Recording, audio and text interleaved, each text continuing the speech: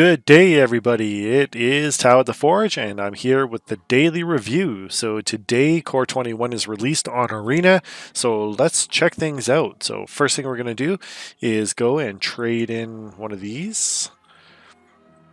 Nope, no dice, but 20 creatures. Okay. And I guess Mastery Pass reset. That's all right. Let's go check out the store for the deal. There's going to be quite a bit to go over today. So let's see, 18,000 gems for 90 packs. That's a standard thing, not anything special. Do not buy any of these bundles. These are terrible. Because 4,000 is like a draft entry, so don't do that. Let's go to daily deals. All card styles. Okay, seriously, they got to do something about this. Like, stop just like selling card styles. Like, they're terrible. At least give a card, like a one of the card with it. Right, and then people would be fine. Right, so I mean, I don't know why they keep doing this. This is such a ripoff. But anyways, okay, let's go to Mastery Pass. So because I have the Mastery Pass, I'm gonna start at level 10, which means I got a number of these like packs, stuff, and a few Mastery Orbs and stuff like that. Yeah, it's okay, I guess. Don't really care about the dog or anything like that. So okay, let's continue on. It looks like you can get 4 of these, so Basri Ket, Teferi's Protege, Leona Stewart. I'm probably going to get them all anyways, but let's see, what's at the end? Oh, okay, Planeswalker at the end. Well, okay, except for, I guess there's no Planeswalkers on those ones. So, I don't know. Let's just start with, I don't know, let's go white, or, I don't know, let's... None of these really jump out at me, but I don't know, let's just try green, I guess. We'll just go green. Like I said, I'm probably going to get them all anyway, so it doesn't matter. Claim prize. What's this? Garruk's Uprising. Claim prize. Sure. Alright.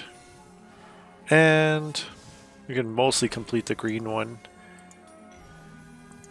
Alright, Feline Sovereign. Alright, well, there we go. And... claim prize. Yay! Alright, so then next thing we're going to do is go over and check out, we'll do the packs last, so let's go check out what type of games are available.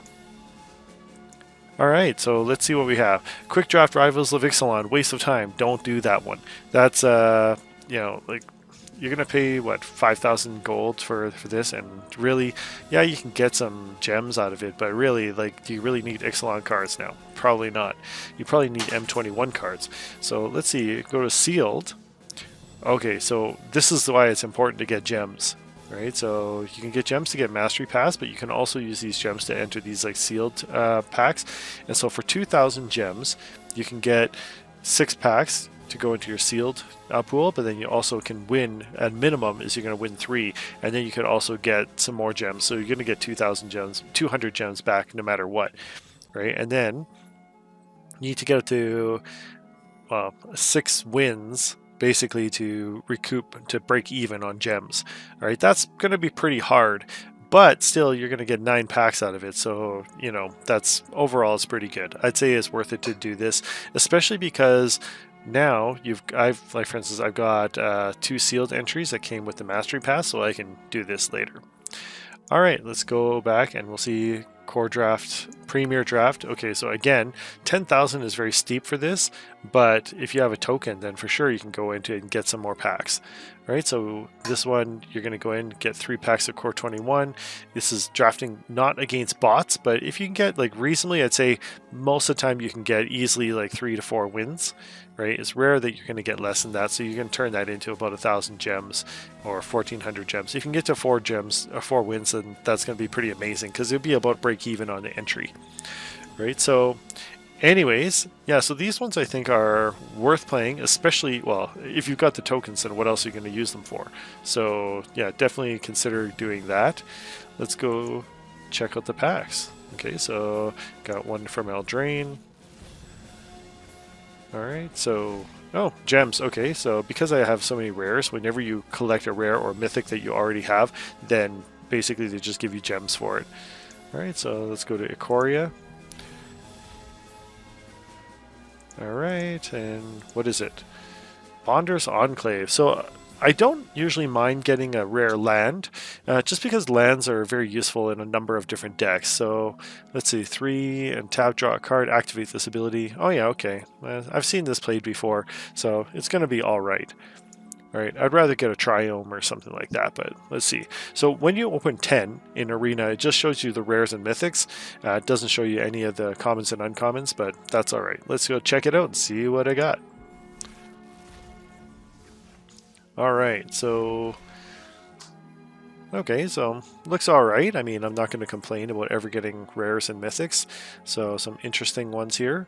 So Teferi's Ageless Insight, if you would draw a card, except the first one you draw in each of your draw steps, draw 2 cards. Oof. This, okay, so you're going to see there's going to be the Sphinx's Tutelage type mill decks that are going to come out and use this. It's going to be so brutal. So anyways, I would go through these another day, I think. But overall, like, you know, it's nice to open to get some stuff. All right. And oh, I just opened one. Okay, Kitesail Freebooter. That can't be the first I have. Really? Okay, so one thing, just so you guys know, is that Arena is dealing with the Arena problem. Like, so I think what they've done is, oh, I think I know why. It's only for rares and mythics, I believe. So if you guys don't know, the Arena problem is that if you have cards, like let's say you already have 4 of a card, right? Let's say, I know this is not the case here, but let's say I already have 4 of a Speaker of the Heavens from a different set, and then I open it here. Well, that's totally useless to me. Now, in paper, what I could do is take that extra one and sell it and trade it for something else that I can use. But in Arena, you can't do that. And so basically what's going to happen is that as more and more cards come out, and as you get more and more sets that get reprinted, or with reprints in them, then those values just get less and less. So for instance, in this set, Core 21, I believe that there's a number of temples. And so if you have like cards like that, then when you open it, like you basically get no value from those rares, and you can't even sell them or trade them, right? So what they're doing is, if you get that, what they do is they actually behind the scenes shuffle it to the back and they give you another rare, and you only get it if you have all the other rares in the set. Right, so that's actually a nice feature, because just otherwise it just takes value away from people. All right, so let's open up 10 here. Okay, so Baneslayer Angel is pretty good. Gold wildcard or rare wildcard is pretty nice. I'm probably going to make something around this Ageless Insight, because I love mill. What's this Mazemind Tome? Put a page counter on Mazemind Tome, draw a card. Okay, so you just put one on there, and then for 2 mana you can use it to draw a card. When there are 4 or more page counters on Mazemind Exile, if you do, you gain 4. Oh, well, I guess it's a way of getting some card draw, but I wouldn't like necessarily care about the life gain from it. But okay, it'd be interesting to see if there's any way to abuse this later. And then, all right, I'll have to take a look at the rest of these at another time. All right, so otherwise this video is going to take like an hour and go through like every single card. Okay, so Sanctum of All Shrine. Okay, so a 5-color shrine. So shrines could be a thing, right? Especially because they have the ones in Historic, so Historic shrines might become a thing. At the beginning of your upkeep, you may search your library and/or graveyard for a shrine card and put it onto the battlefield. If you search your library this way, shuffle it. If an ability of another shrine you control triggers while you control 6 or more shrines, that ability trigger. Oh, that could, yeah. This could just be devastating in Historic. Alright, so All Shrines deck could be just brutal. Alright, and then Azusa Lost But Seeking. This is actually a really cool card. You may play 2 additional lands on each of your turns.